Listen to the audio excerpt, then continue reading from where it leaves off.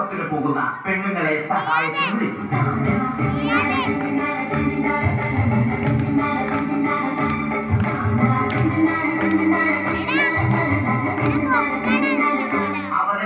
അവർ അവരുടെ സ്ഥിരം പണി തുടങ്ങി. അത് കണ്ട ദേഷ്യം വന്ന രാമൻകുട്ടി മരത്തെ ഒറ്റയ്ക്ക് പിടിച്ചു പോക്കി. അത്ഭുതമെന്ന് പറയട്ടെ, മരം നേരെ നിന്നു. ഇത് കണ്ട തൊഴിലുറപ്പ് പെണ്ണുങ്ങൾ രാമൻകുട്ടിയോട് നോക്കുകൂലി ആവശ്യപ്പെട്ടു.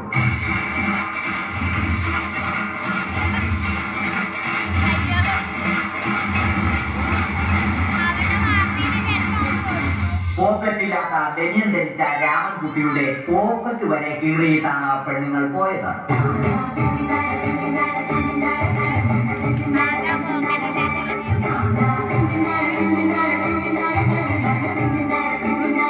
രാമൻകുട്ടി പിന്നീട് ഒന്നും